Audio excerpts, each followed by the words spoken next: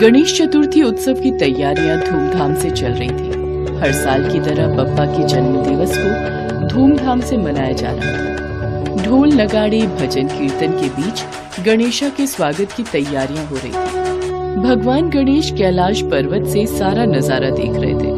वे माँ पार्वती और भगवान शिव से बोले, माताश्री, पिताश्री, पृथ्वी लोक पर मेरे जन्म दिवस की तैयारियां कितनी धूमधाम से चल रही हैं। धरतीवासी मेरे जन्मदिन को बहुत ही धूमधाम से मनाते हैं। मेरा मन कह रहा है इस बार मैं आप सबके साथ पृथ्वी लोक पर जाऊं।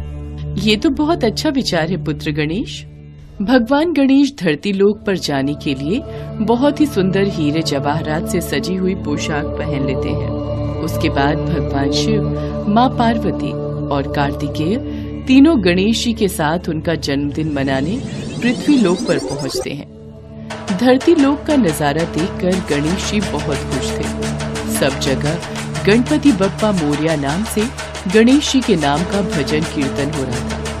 उनके जन्मदिन की तैयारियां चल रही थी। तभी एक व्यक्ति की नजर शिव परिवार पर पड़ती है। देवा ओ देवा, वो देखो शिव परिवार की झांकी। ये बालक तो वास्तव में गणेश जी जैसा दिखाई दे रहा है। लगता है इस बालक को मोदक का प्रसाद खाना है। रुको बेटा, मैं अभी पंडाल में से प्रसाद लेकर आती हूँ। देखा माताश्री, पिताश्री, मेरे जन्मदिन पर मेरे स्वागत की कितनी तैयारियां होती हैं। अब हम सब भरपेट मोदक खाएंगे। ये लो बेटा, मोदक खाओ। ये भगवान शंकर आपके लिए, ये माँ पार्वती और ये भगवान कार्तिकेय। सचमुच आप सब सह परिवार सचमुच का शिव परिवार लग रहे हैं। मोदक बहुत ही स्वादिष्ट है माता। इतना कहते ही शिव परिवार वहाँ से अंतर ध्यान हो गया। महिला चौंक गई और उसकी आंखों में आंसू आ गए। जो व्यक्ति कुछ देर पहले शिव परिवार को झांकी समझ रहे थे, वो दुखी हो गए। हमने सचमुच के शिव परिवार को पहचाना नहीं। हमसे बड़ी भूल हो गई। भगवान कब किस रूप में आ जाते हैं पता ही नहीं चलता। तुमने सही कहा भाई, भगवान आए और चले गए, हमने उन्हें पहचाना ही नहीं। चलो अंदर पंडाल में चलकर भगवान गणेश की पूजा अर्चना करते हैं और उनसे क्षमा याचना करते हैं। भगवान गणेश अपने माता पिता और भाई के साथ अपने जन्मदिन की तैयारियां देखते हुए आगे बढ़ रहे थे। तभी उनकी नजर एक टूटी फूटी झोपड़ी पर जाती है जिसमें बहुत अंधेरा और सन्नाटा था। माताश्री, पिताश्री, इस झोपड़ी में अंधेरा क्यों है? क्या यहाँ पर कोई नहीं रहता? पुत्र, ये तो झोपड़ी के समीप जाने पर ही पता चलेगा। गणेश जी सबके साथ झोपड़ी के समीप पहुँचते हैं।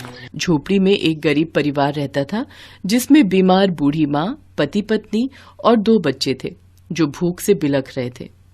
झोपड़ी में एक कोने पर छोटी सी भगवान गणेश की मूर्ति रखी थी जिसके सामने एक दीपक जल रहा था और पत्नी गणेश भगवान से प्रार्थना कर रही थी। कमला, भगवान गणेश की पूजा करने से क्या होगा? वो हमारी सुनते ही कहाँ है।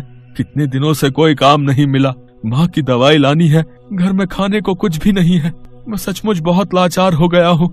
कोई काम देने को राजी ही नहीं होता। मुझे तो लगता है हम गरीबी में ही दिन काट कर इस दुनिया से चले जाएंगे।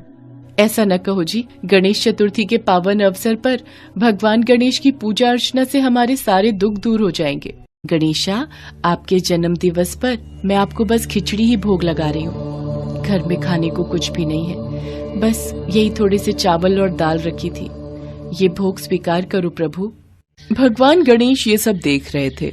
वो शिव जी और पार्वती जी से बोले, माताश्री, पिताश्री, आज मैं इन सब के साथ मिलकर अपना जन्मदिन मनाऊंगा। बहुत उत्तम विचार है पुत्र गणेश। घर में कोई है? गणेश आए हैं, हमारा स्वागत नहीं करोगे? ये तो शिव परिवार की झांकी दिखाई देती है। आज गणेश चतुर्थी का उत्सव है, इन्हें भीतर बुला लेती हूँ। हाँ हाँ, आप सब अंदर आ जाइए।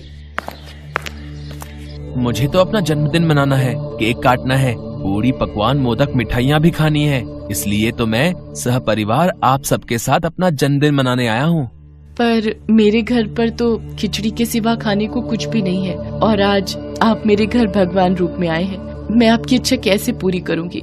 हे भगवान गणेश, मेरी मदद कीजिए।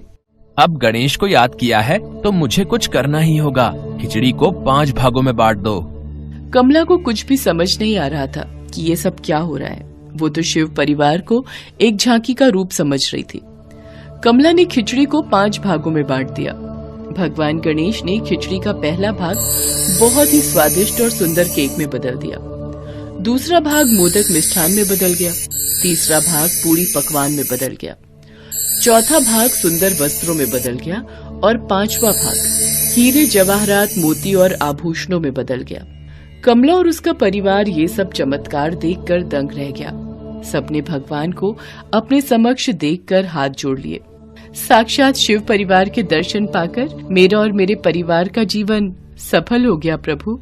हाँ माँ, तुमने सच्चे हृदय से मुझे याद किया था, और जो कोई भी गणेश चतुर्थी के शुभ अवसर पर सच्चे हृदय से मुझे याद करता है तो उस पर मेरी कृपा सदैव बनी रहती है। इतना कहते ही भगवान गणेश अपने माता पिता और कार्तिकेय के साथ अंतर्ध्यान हो गए। कमला के घर में गणेश के चरण पड़े तो उसके घर में सुख समृद्धि का वास हो गया। उसकी सास की बीमारी दूर हो गई। कमला ने रहने के लिए बड़ा घर भी बनवा लिया। अब उसके पास गणेश जी की कृपा से सब कुछ था। कहते हैं सच्चे हृदय से भगवान को याद करो तो वो दर्शन देने जरूर आते हैं। बस जरूरत होती है मन में विश्वास का दीपक जलाने की।